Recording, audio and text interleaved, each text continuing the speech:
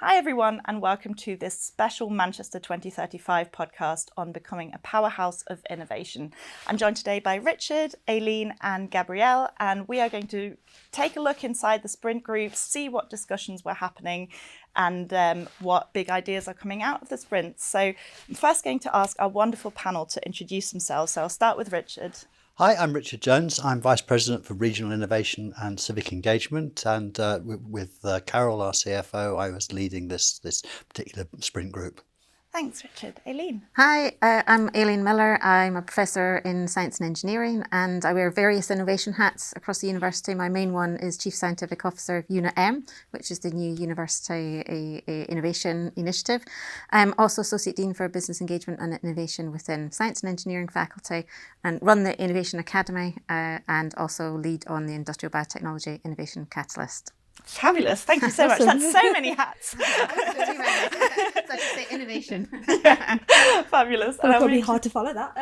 Gabrielle, of course. I'm Gabrielle, I'm the Exec Officer for the Faculty of Biology, Medicine and Health. So I work for the Student Union and I was elected by the students to represent students within that faculty. So everyone who studies medicine, dentistry, biology, all the fun ones. Oh. Thanks so much. So let's jump right in with the kind of key question. Can you tell me about the focus of your sprint?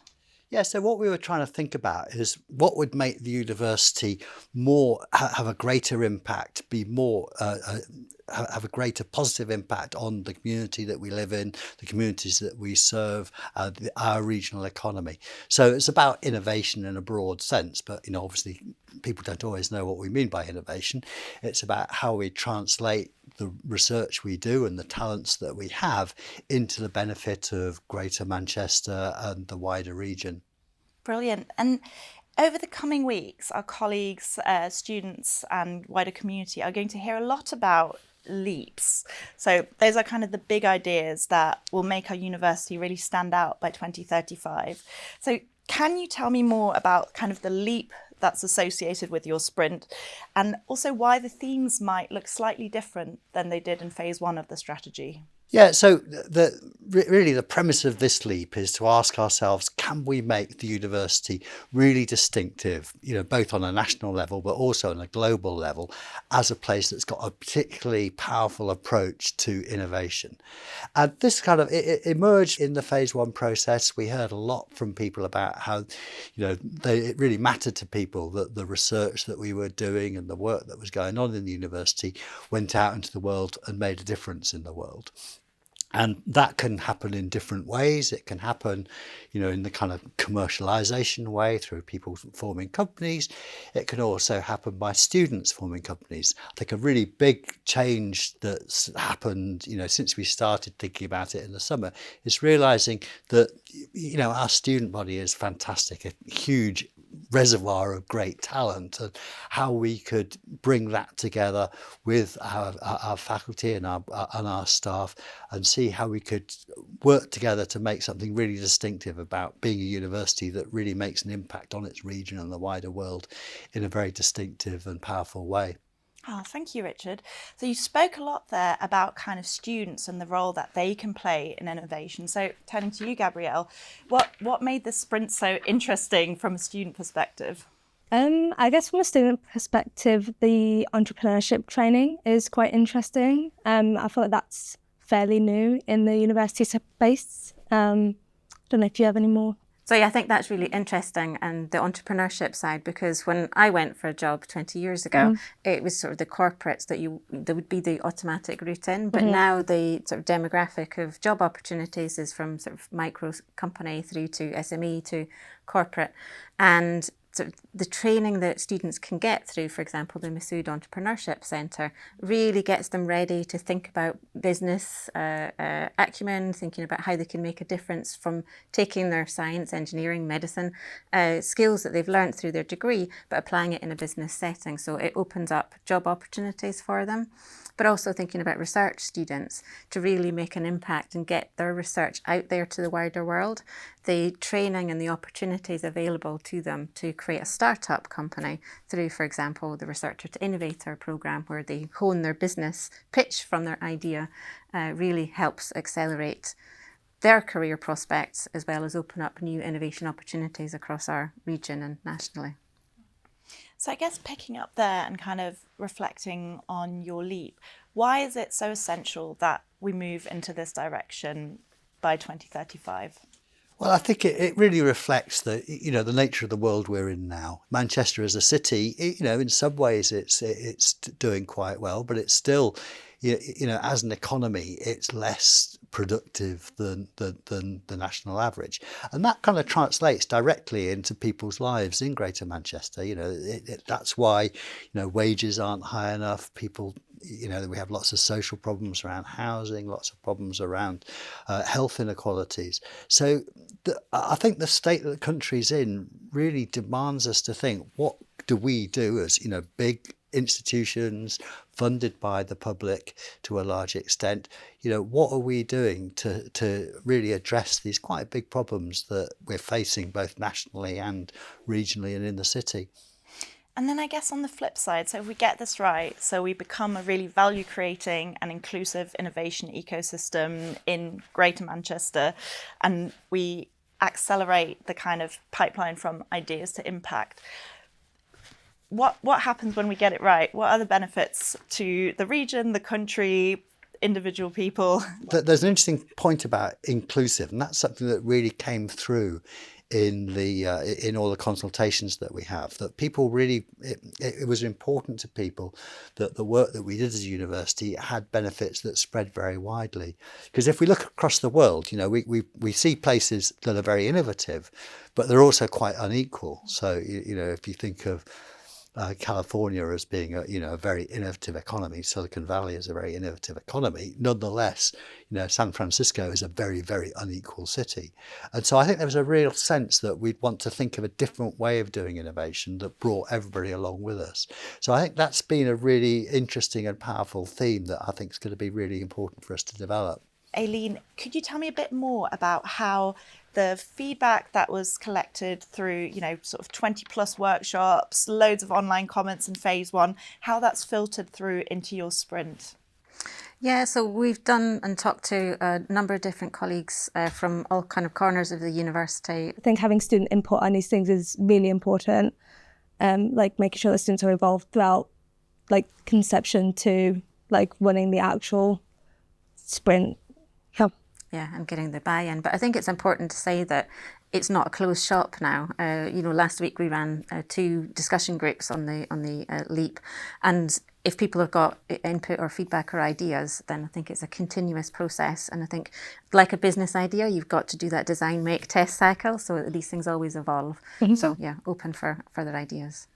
Yeah, and I think this is so important to mention that this is an ongoing discussion. So just bring me in a bit more about like what's been coming up. Have there been any challenges, any areas where you think, well, it would be great to do this, but also to do this, but they're not quite compatible? Are there any notable trade-offs you can tell us about? I think one of the things that we keep hearing, a couple of things, challenges, is like, you're asking us to do more. It's like perhaps not more. It's maybe just a shift of focus, or it's not everything at the same time. So you might build on that foundation of really strong research and then switch your focus to delivering that out to the outside world. So it's just understanding the balance and making sure that innovation is rewarded within promotion, recognising the work that people do on the area. One of the other challenges that people talk about a lot is kind of the flexibility, the agility, the timescales for delivering innovation. Because if you're working with a business, businesses always have a challenge and a problem that we're trying to solve, but they need the solution yesterday. So it's making sure that we have all the processes and procedures internally set up to really enable that. So we've been listening to challenges that colleagues have been having and experiencing, and we're hoping to address those through the LEAP. So in terms then of, you're having these discussions in the sprint group, and one of the outcomes of those discussions are kind of like a few really big innovative ideas that will help us to kind of achieve that LEAP goal, so becoming a powerhouse of innovation. So I'm really excited to hear, can you give us a bit of an insight into what those big ideas are that are emerging? So for me, I think that what I'm most excited about is the fact that the university is really ready to embrace innovation.